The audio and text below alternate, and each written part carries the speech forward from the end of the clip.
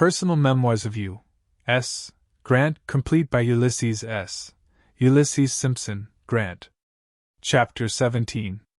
Outbreak of the Rebellion. Presiding at a Union meeting, mustering officer of state troops Lyon at Camp Jackson. Services tendered to the government. The 4th of March, 1861, came, and Abraham Lincoln was sworn to maintain the Union against all its enemies. The secession of one state after another followed, until 11 had gone out. On the 11th of April, Fort Sumter, a national fort in the harbor of Charleston, South Carolina, was fired upon by the Southerners and a few days after was captured. The Confederates proclaimed themselves aliens, and thereby debarred themselves of all right to claim protection under the Constitution of the United States.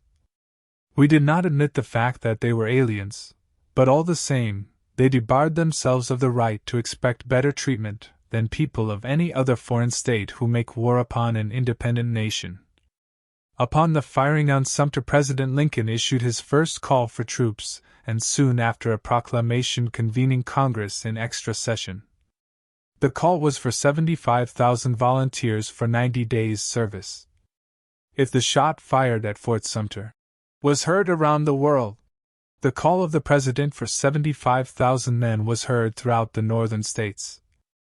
There was not a state in the north of 1 million of inhabitants that would not have furnished the entire number faster than arms could have been supplied to them, if it had been necessary.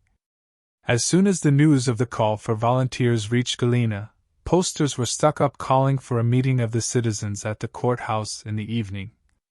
Business ceased entirely. All was excitement. For a time there were no party distinctions. All were Union men, determined to avenge the insult to the national flag. In the evening the courthouse was packed. Although a comparative stranger, I was called upon to preside. The sole reason, possibly, was that I had been in the army and had seen service. With much embarrassment, and some prompting, I made out to announce the object of the meeting. Speeches were in order, but it is doubtful whether it would have been safe just then to make other than patriotic ones. There was probably no one in the house, however, who felt like making any other. The two principal speeches were by B. Howard, the postmaster and a Breckinridge Democrat at the November election the fall before, and John A. Rawlins, an elector on the Douglas ticket. E. B. Washburn, with whom I was not acquainted at that time, came in after the meeting had been organized, and expressed, I understood afterwards, a little surprise that Galena could not furnish a presiding officer for such an occasion without taking a stranger. He came forward and was introduced, and made a speech appealing to the patriotism of the meeting. After the speaking was over, volunteers were called for to form a company. The quota of Illinois had been fixed at 6 regiments, and it was supposed that one company would be as much as would be accepted from Galena. The company was raised and the officers and non-commissioned officers elected before the meeting adjourned. I declined the captaincy before the balloting, but announced that I would aid the company in every way I could and would be found in the service in some position if there should be a war. I never went into our leather store after that meeting, to put up a package or do other business. The ladies of Galena were quite as patriotic as the men. They could not enlist, but they conceived the idea of sending their first company to the field uniformed. They came to me to get a description of the United States uniform for infantry, subscribed and bought the material, procured tailors to cut out the garments, and the ladies made them up. In a few days the company was in uniform and ready to report at the state capitol for assignment. The men all turned out the morning after their enlistment, and I took charge, divided them into squads and superintended their drill. When they were ready to go to Springfield I went with them, and remained there until they were assigned to a regiment. There were so many more volunteers than had been called for that the question whom to accept was quite embarrassing to the governor, Richard Yates. The legislature was in session at the time, however, and came to his relief.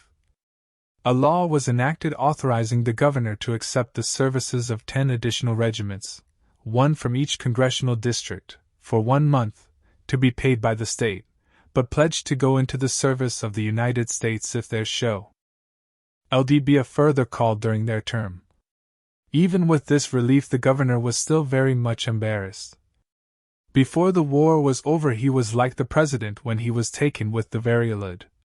At last he had something he could give to all who wanted it. In time, the Galena Company was mustered into the United States service, forming a part of the 11th Illinois Volunteer Infantry. My duties, I thought, had ended at Springfield, and I was prepared to start home by the evening train, leaving at 9 o'clock. Up to that time I do not think I had been introduced to Governor Yates, or had ever spoken to him. I knew him by sight, however, because he was living at the same hotel and I often saw him at table. The evening I was to quit the capital, I left the supper room before the governor, and was standing at the front door when he came out. He spoke to me, calling me by my old army title, Captain, and said he understood that I was about leaving the city. I answered that I was. He said he would be glad if I would remain overnight, and call at the executive office the next morning. I complied with his request, and was asked to go into the Adjutant General's office and render such assistance as I could, the governor saying that my army experience would be of great service there. I accepted the proposition. My old army experience I found indeed of very great service. I was no clerk, nor had I any capacity to become one. The only place I ever found in my life to put a paper so as to find it again was either a side coat pocket or the hands of a clerk or secretary more careful than myself. But I had been quartermaster, commissary, and adjutant in the field. The army forms were familiar to me and I could direct how they should be made out. There was a clerk in the office of the Adjutant General who supplied my deficiencies. The ease with which the state of Illinois settled its accounts with the government at the close of the war is evidence of the efficiency of Mr. Loomis as an accountant on a large scale. He remained in the office until that time. As I have stated, the legislature authorized the governor to accept the services of 10 additional regiments. I had charge of mustering these regiments into the state's service. They were assembled at the most convenient railroad centers in their respective congressional districts. I detailed officers to muster in a portion of them, but mustered 3 in the southern part of the state myself. One of these was to assemble at Belleville, some 18 miles southeast of St. Louis. When I got there, I found that only 1 or 2 companies had arrived. There was no probability of the regiment coming together under 5 days. This gave me a few idle days which I concluded to spend in St. Louis. There was a considerable force of state militia at Camp Jackson, on the outskirts of St. Louis at the time. There is but little doubt that it was the design of Governor Claiborne Jackson to have these troops ready to seize the United States arsenal and the city of St. Louis. Why they did not do so I do not know. There was but a small garrison, 2 companies I think, under Captain N. Lyon at the arsenal, and but for the timely services of the Honorable F. P. Blair, I have little doubt that St. Louis would have gone into rebel hands, and with it the arsenal with all its arms and ammunition. Blair was a leader among the Union men of St. Louis in 1861. There was no state government in Missouri at the time that would sanction the raising of troops or commissioned officers to protect United States property, but Blair had probably procured some form of authority from the President to raise troops in Missouri and to muster them into the service of the United States. At all events, he did raise a regiment, and took command himself as colonel. With this force he reported to Captain Lyon, and placed himself and regiment under his orders. It was whispered that Lyon, thus reinforced, intended to break up Camp Jackson and capture the militia. I went down to the arsenal in the morning to see the troops start out.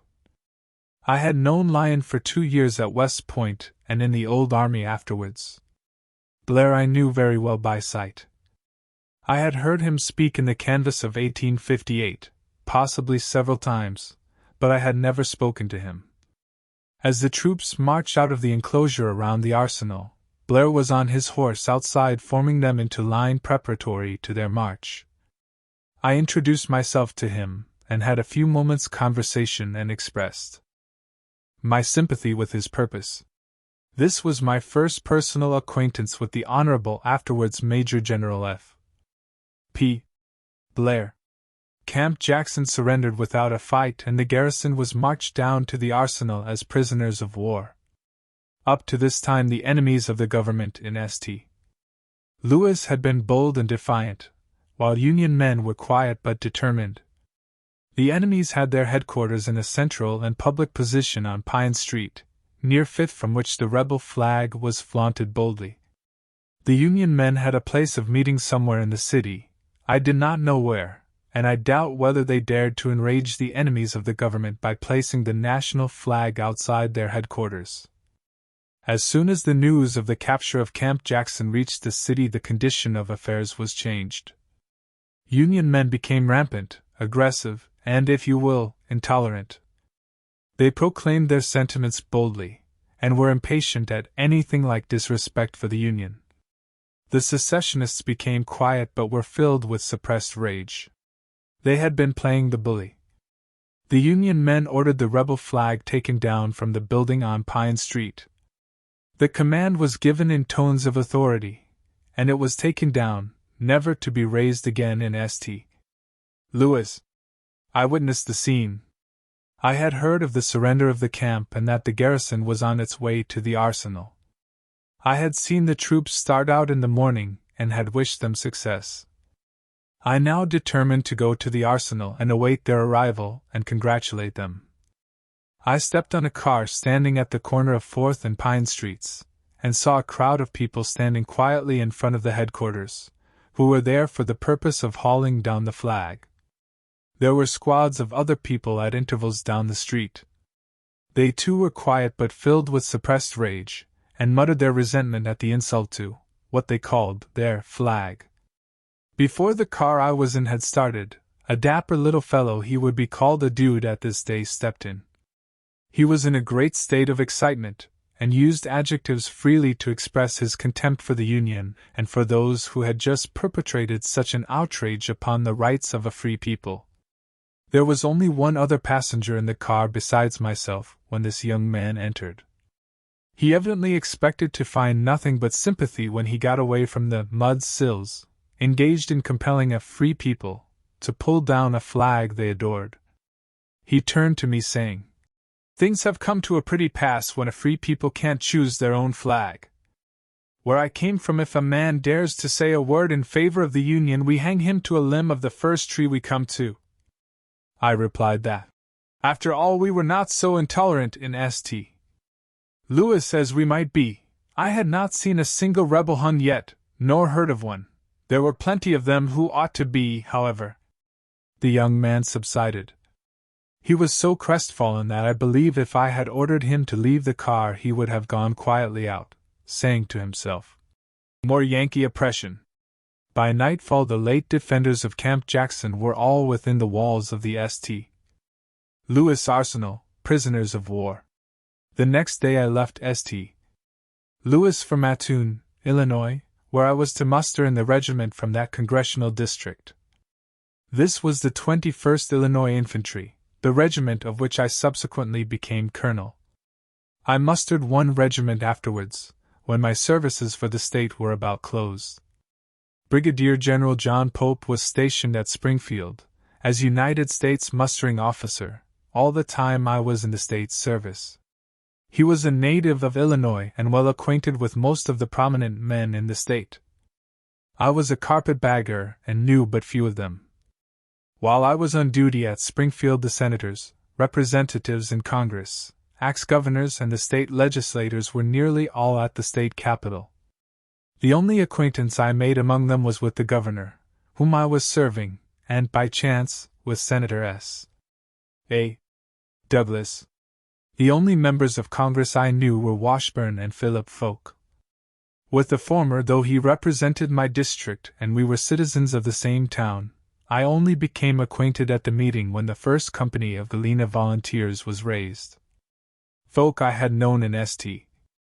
Louis when I was a citizen of that city. I had been 3 years at West Point with Pope and had served with him a short time during the Mexican War. Under General Taylor. I saw a good deal of him during my service with the state. On one occasion he said to me that I ought to go into the United States service.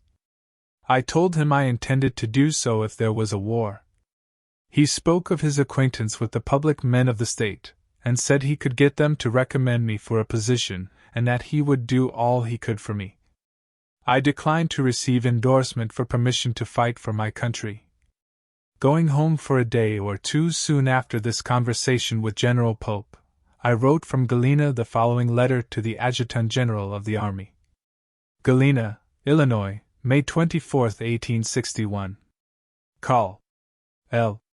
Thomas Aged. Gen. U. S. A. Washington, D. C. SIR, having served for 15 years in the regular army, including 4 years at West Point, and feeling it the duty of every one who has been educated at the government expense to offer their services for the support of that government, I have the honor, very respectfully, to tender my services, until the close of the war, in such capacity as may be offered. I would say, in view of my present age and length of service, I feel myself competent to command a regiment, if the President, in his judgment, should see fit to entrust one to me. Since the first call of the President I have been serving on the staff of the Governor of this state, rendering such aid as I could in the organization of our state militia, and am still engaged in that capacity. A letter addressed to me at Springfield, Illinois, will reach me. I am very respectfully your OBT. SVTU. S. Grant. This letter failed to elicit an answer from the Adjutant General of the Army. I presume it was hardly read by him, and certainly it could not have been submitted to higher authority. Subsequent to the war, General Badeau, having heard of this letter, applied to the War Department for a copy of it. The letter could not be found, and no one recollected ever having seen it. I took no copy when it was written. Long after the application of General Badeau, General Townsend, who had become Adjutant General of the Army, while packing up papers preparatory to the removal of his office, found this letter in some out-of-the-way place. It had not been destroyed, but it had not been regularly filed away. I felt some hesitation in suggesting rank as high as the colonelcy of a regiment, feeling somewhat doubtful whether I would be equal to the position. But I had seen nearly every colonel who had been mustered in from the state of Illinois, and some from Indiana, and felt that if they could command a regiment properly, and with credit, I could also. Having but little to do after the muster of the last of the regiments authorized by the state legislature, I asked and obtained of the governor leave of absence for a week to visit my parents in Covington, Kentucky, immediately opposite Cincinnati. General McClellan had been made a major general and had his headquarters at Cincinnati. In reality, I wanted to see him. I had known him slightly at West Point, where we served 1 year together, and in the Mexican War. I was in hopes that when he saw me he would offer me a position on his staff. I called on 2 successive days at his office but failed to see him on either occasion, and returned to Springfield.